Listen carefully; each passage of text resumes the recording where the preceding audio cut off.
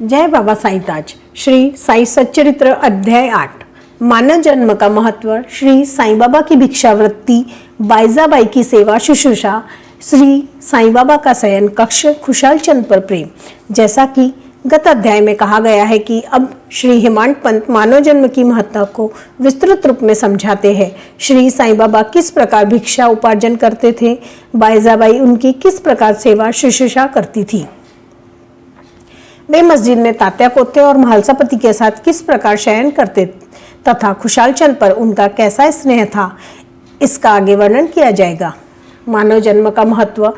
इस विचित्र संसार में ईश्वर ने लाखों प्राणियों, हिंदू शास्त्र के अनुसार 84 लाख योनियों को उत्पन्न किया है, जिनमें देव, दानव, गंधर्व, जीव जंतु और मनुष्य आदि सम्मिलित हैं,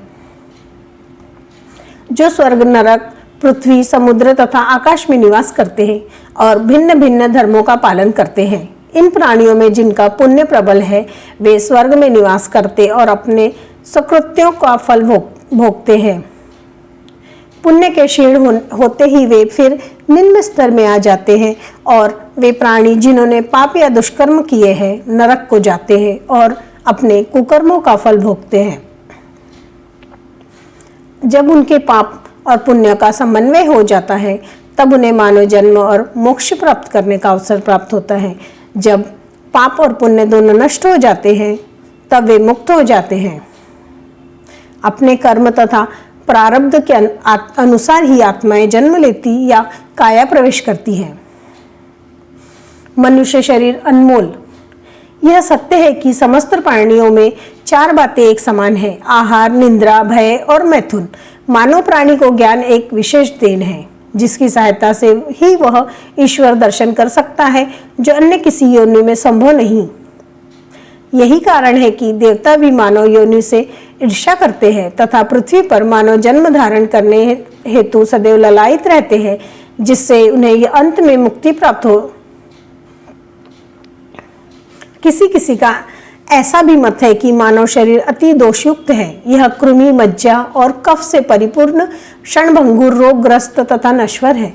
इसमें कोई संदेह नहीं है कि यह कथन अंशतः सत्य है, परंतु इतना दोषपूर्ण होते हुए भी मानव शरीर का मूल्य अधिक है, क्योंकि ज्ञान की प्राप्ति केवल इसी योनि में संभव है। मानव शरीर प्राप्त होने पर ही तो ज्ञात होता है कि यह शरीर नश्वर और विश्व परिवर्तनशील है, और इस प्रकार धारणा कर इंद्रिय जन्य विषयों को तिलांजलि देकर तथा सत असत का विवेक कर ईश्वर साक्षात्कार किया जा सकता है। इसलिए यदि हम शरीर को तुच्छ और अपवित्र समझकर उसकी उपेक्षा करें, तो हम ईश्वर दर्शन के अवसर से वंचित रह जाएंगे। यदि हम उसे मूल्यवान समझकर उसका मोह करेंगे, तो हम इंद्रिय सुखों की ओर प्रवृत्त हो जाएंगे और तब हमारा पतन भी सुनिश्चित ही है। इसलिए उचित मार्ग जिसका अवलंबन करना चाहिए यह है कि न तो देह की उपेक्षा करो और न ही उसमें आसक्ति रखो। केवल इतना ही ध्यान रहे कि किसी घुड़सवार का अपनी यात्रा में अपने घोड़े पर तब तक ही मोह रहता है जब तक वह अपने निर्दिष्ट स्थान पर पहुंचकर लौट न आए। इसलिए ईश्वर दर्शन या आत्म साक्षात्कार के निमित्त शरीर को सदा ही लगाए रखना चाहिए, जो जीवन का मुख्य ध्येय है। ऐसा कहा जाता है कि अनेक प्राणियों की उत्पत्ति करने के पश्चात भी ईश्वर को संतोष नहीं हुआ। कारण यह है कि कोई भी प्राणी उसकी अलौकिक रचना और सृष्टि को समझने में समर्थ न हो सका, और इसी कारण उसने एक विशेष प्राणी अर्थात मानव जाति की उत्पत्ति की और उसे ज्ञान की विशेष सुविधा प्रदान की। जब ईश्वर ने देखा कि मानव उसकी लीला, अद्भुत रचनाओं तथा ज्ञान को समझने योग्य है, तब उन्हें अति हर्ष एवं संतोष हुआ। इसलिए मानव जन्म प्राप्त होना बड़े सौभाग्य का सूचक है। उच्च ब्राह्मण कुल में जन्म लेना तो परम सौभाग्य का सूचक है, परंतु श्री साईं चरणाम्बुजों में से प्रीति और उनकी शरणागति प्राप्त होना इन सभी में अतिश्रेष्ठ है। मानव का प्रयत्न। इस संसार में मानव जन्म अति दुर्लभ है। हर मनुष्य की मृत्यु तो निश्चित ही है और वह किसी भी क्षण उसका आलिंगन कर सकती है। ऐसी ही धारणा कर हमें अपने ध्येय की प्राप्ति में सदैव तत्पर रहना चाहिए। जिस प्रकार खोए हुए राजकुमार की खोज में राजा प्रत्येक संभव उपाय प्रयोग में लाता है, इसी प्रकार किंचित मात्र भी विलंब न कर हमें अपने अभिष्ट की सिद्धि के हेतु शीघ्रता करनी ही सर्वथा उचित है। अतः पूर्ण लगन और उत्सुकता पूर्वक अपने ध्येय, आलस और निंद्रा को त्याग कर हमें ईश्वर का सर्वदा ध्यान रखना चाहिए। यदि हम ऐसा ना कर सके तो हमें पशुओं के स्तर पर ही अपने को समझना पड़ेगा। कैसे प्रवृत्त होना? अधिक सफलतापूर्वक और सुलभ साक्षात्कार को प्राप्त करने का एकमात्र उपाय है किसी योग्य संत या सद्गुरु के चरणों की शीतल छाया में आश्रय लेना, जिसे कि ईश्वर साक्षात्कार हो चुका हो। जो लाभ धार्मिक व्याख्यानों के श्रवण करने और धार्मिक ग्रंथों के अध्ययन करने से प्राप्त नहीं हो सकता, वह इन उच्च आत्मज्ञानियों की संगति से सहज ही में प्राप्त हो जाता है। जो प्रकाश हमें सूर्य से प्राप्त होता है, वैसा विश्व के समस्त तारे भी मिल जाए तो भी नहीं दे सकते। इसी प्रकार जिस आध्यात्मिक ज्ञान की उपलब्धि हमें सद्गुरु की कृपा से हो सकती है, वह ग्रंथों और उपदेशों के किसी प्रकार संभव नहीं है। उनकी प्रत्येक गतिविधि, मृदु भाषण, गृह उपदेश, क्षमाशीलता, स्थिरता, वैराग्य, दान और परोपकारिता, मानव शरीर का नियंत्रण, अहंकार शून्यता आदि गुण जिस प्रकार भी वे इस पवित्र मंगल विभूति द्वारा व्यवहार में आते हैं, सत्संग द्वारा भक्त लोगों को उसके प्रत्यक्ष दर्शन होते हैं। इससे मस्तिष्क की जागृति होती है तथा उत्तरोत्तर आध्यात्मिक उन्नति होती रहती है। श्री साईं बाबा इसी प्रकार के एक संत या सद्गुरु थे। यद्यपि वे बाह्य रूप से एक फकीर का अभिनय करते थे, परंतु वे सदैव आत्मलीन रहते। वे समस्त प्राणियों से प्रेम करते और उनमें भगवत दर्शन का अनुभव करते थे। सुखों का उनको कोई आकर्षण न था और न वे आपत्तियों से विचलित होते थे। उनके लिए अमीर और फकीर दोनों ही एक समान थे, जिनकी केवल कृपा से भिखारी भी राजा बन सकता था। वे शिरडी के द्वार द्वार घूमकर भिक्षा उपार्जन किया करते थे। यह कार्य वे इस प्रकार किया करते थे। बाबा की भिक्षावृत्ति। शिरडी वासियों के भाग्य की कौन कल्पना कर सकता है कि जिनके द्वार पर परब्रह्म भिक्षुक के रूप में खड़े रहकर पुकार करते थे, ओ माई, एक रोटी का टुकड़ा मिले, और उसे प्राप्त करने के लिए अपना हाथ फैलाते थे। एक हाथ में वे सदा टमरेल लिए रहते और तथा दूसरे में एक झोली। कुछ ग्रहों में तो वे प्रतिदिन ही जाते और किसी किसी के द्वार पर केवल फेरी ही लगाते थे। वे साग, दूध या छाछ आदि पदार्थ तो टीन पाट में लेते थे तथा भात व रोटी आदि अन्य सूखी वस्तुएं झोली में डाल लेते थे। बाबा की जीवा को कोई स्वाद रुचि न थी, क्योंकि उन्होंने उसे अपने वश में कर लिया था। इसलिए वे भिन्न भिन्न वस्तुओं के स्वाद की चिंता करते थे। जो कुछ भी भिक्षा में उन्हें मिल जाता, उसे ही वे मिश्रित कर संतोषपूर्वक ग्रहण करते थे। अमुक पदार्थ स्वादिष्ट है या नहीं, बाबा ने इस ओर कभी ध्यान ही न दिया, मानो उनके जीवा में स्वाद का बोध ही न हो। वे केवल मध्याह्न तक ही भिक्षा उपार्जन करते थे।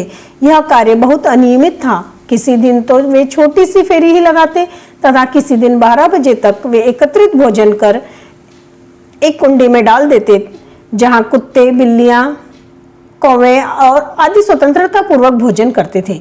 बाबा ने उन्हें भी कभी नहीं भगाया। एक स्त्री भी जो मस्जिद में झाड़ू लगाया करती थी, रोटी के 10-12 टुकड़े उठाकर अपने घर ले जाती थी, परंतु किसी ने कभी उसे नहीं रोका। जिन्होंने स्वप्न में बिल्लियों और कुत्तों को भी कभी दुत्कार कर नहीं भगाया, वे भला निस्सहाय गरीबों को रोटी के टुकड़ों को उठाने से क्यों कर रोकते। ऐसे महान पुरुष का जीवन धन्य है। शिरडीवासी तो पहले पहले उन्हें केवल एक पागल ही समझते थे और वे शिरडी में इसी नाम से विख्यात भी हो गए थे। जो भिक्षा के कुछ टुकड़ों पर निर्वाह करता हो, भला उसका कोई आदर कैसे करता। परंतु ये तो उदार हृदय, त्यागी और धर्मात्मा थे। यद्यपि वे बाहर से चंचल और अशांत प्रतीत होते थे, परंतु अंतकरण से दृढ़ और गंभीर थे। उनका मार्ग गहन तथा गूढ़ था। फिर भी ग्राम में कुछ ऐसे श्रद्धावान और सौभाग्यशाली व्यक्ति थे जिन्होंने उन्हें पहचान कर एक महान पुरुष माना। ऐसी ही एक घटना अब आगे सुनिए। बायजाबाई की सेवा। तात्या कोते की माता, जिनका नाम बायजाबाई था, दोपहर के समय एक टोकरी में रोटी और भाजी लेकर जंगल को जाया करती थी। वे जंगल में कोसों दूर जाती और बाबा को ढूंढकर उनके चरण पकड़ती थी। बाबा तो शांत और ध्यानमग्न बैठे रहते थे। वे एक पत्तल बिछाकर उस पर सब प्रकार के व्यंजनादि जैसे रोटी, साग आदि परोसती और बाबा से भोजन कर लेने के लिए आग्रह करती। उनकी सेवा तथा श्रद्धा की रीति बड़ी ही विलक्षण थी। प्रतिदिन दोपहर को जंगल में बाबा को ढूंढना और भोजन के लिए आग्रह करना, उनकी इस सेवा और उपासना की स्मृति बाबा को अपने अंतिम क्षणों तक बनी रही। उनकी सेवा का ध्यान कर बाबा ने उनके पुत्र को बहुत लाभ पहुंचाया। माँ और बेटे दोनों की ही फकीर पर दृढ़ निष्ठा थी। उन्होंने बाबा को सदैव ईश्वर के समान ही पूजा। बाबा उनसे कभी कभी कहा करते थे कि फकीरी ही सच्ची अमीरी है, उसका कोई अंत नहीं। जिससे अमीरी के नाम से पुकारा जाता है वह शीघ्र ही लुप्त हो जाने वाली है। कुछ वर्षों के अनंतर बाबा ने जंगल में विचरना त्याग दिया। वे गांव में ही रहने लगे और मस्जिद में ही भोजन करने लगे। इस कारण बायजाबाई को भी उन्हें जंगल में ढूंढने के कष्ट से छुटकारा मिल गया। तीनों का शयन कक्ष। वे संत पुरुष धन्य हैं जिनके हृदय में भगवान वासुदेव सदैव वास करते हैं। वे भक्त और भक्त भी भाग्यशाली हैं जिन्हें उनका सानिध्य प्राप्त होता है। ऐसी ही दो भाग्यशाली भक्त थे, पहला तात्या कोते पाटिल और दूसरे भक्त मालसापति। दोनों ने ही बाबा के सानिध्य का सदैव पूर्ण लाभ उठाया। बाबा दोनों पर एक समान प्रेम रखते थे। ये तीनों महानुभाव मस्जिद में अपने सिर पूर्व, पश्चिम तथा उत्तर की ओर किया करते थे और केंद्र में एक दूसरे के पैर से पैर मिलाकर शयन किया करते थे। बिस्तर में लेटे लेटे ही वे आधी रात तक प्रेम पूर्वक वार्तालाप और इधर उधर की चर्चाएं किया करते थे। यदि किसी को भी निंद्रा आने लगती तो दूसरा उसे जगा देता था। यदि तात्या खर्राटे लेने लगते तो बाबा शीघ्र ही उठकर उसे हिलाते और सिर पकड़कर जोर से दबाते थे। यदि कहीं वो मालसापति हुए तो उन्हें भी अपनी ओर खींचते और पैर पर धक्का देकर पीठ थपथपाते थे।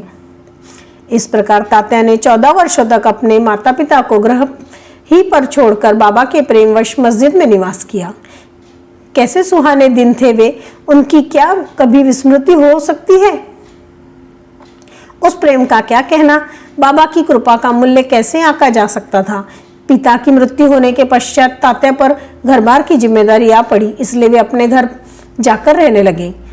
रहाता निवासी खुशाल चंद शिरडी के गणपत तात्या कोते को बाबा बहुत ही चाहते थे। वे रहाता के मारवाड़ी सेठ श्री चंद्रभान को भी बहुत प्यार करते थे। सेठ जी का देहांत होने के उपरांत बाबा उसके भतीजे खुशाल चंद को भी अधिक प्रेम करते थे। वे उनके कल्याण की दिन रात फिक्र किया करते थे। कभी बैलगाड़ी में तो कभी तांगे में वे अपने अंतरंग मित्रों के साथ रहाता को जाया करते थे। ग्रामवासी बाबा के फाटक पर आते ही उनका पूर्व स्वागत करते और उन्हें प्रणाम कर बड़ी धूमधाम से गांव में ले जाते थे। खुशाल चंद बाबा को अपने घर ले जाते और कोमल आसन पर बिठाकर उत्तम सुस्वादु भोजन कराते और आनंद तथा प्रसन्न चित्त से कुछ काल तक वार्तालाप किया करते थे। फिर बाबा सबको आनंदित कर और आशीर्वाद देकर शिरडी वापस लौट आते थे। एक और रहाता दक्षिण में तथा दूसरी ओर नीमगांव उत्तर में था। इन दोनों ग्रामों के मध्य में शिरडी स्थित है। बाबा अपने जीवन काल में कभी भी इन सीमाओं के पार नहीं गए। उन्होंने कभी रेलगाड़ी नहीं देखी और न कभी उसमें प्रवास ही किया, परंतु फिर भी उन्हें सब गाड़ियों के आवागमन का समय ठीक ठाक ज्ञात रहता था। जो भक्तगण बाबा से लौटने की अनुमति मांगते और जो आदेशानुकूल चलते वे कुशल पूर्वक घर पहुंच जाते, परंतु इसके विपरीत जो आज्ञा की अवज्ञा करते उन्हें दुर्भाग्य व दुर्घटनाओं का सामना करना पड़ता। इस विषय से संबंधित घटनाओं और अन्य विषयों का अगले अध्याय में विस्तार पूर्वक वर्णन किया जाएगा। विशेष इस अध्याय के नीचे दी हुई टिप्पणी बाबा के खुशाल चंद पर प्रेम के संबंध में है। किस प्रकार उन्होंने काका साहेब दीक्षित को रहाता जाकर खुशाल चंद को लीवा लाने को कहा और उसी दोपहर को खुशाल चंद से स्वप्न में शिरडी आने को कहा, इसका उल्लेख यहाँ नहीं किया गया है क्योंकि इसका वर्णन इस सच्चरित्र के 30वें अध्याय में किया जाएगा।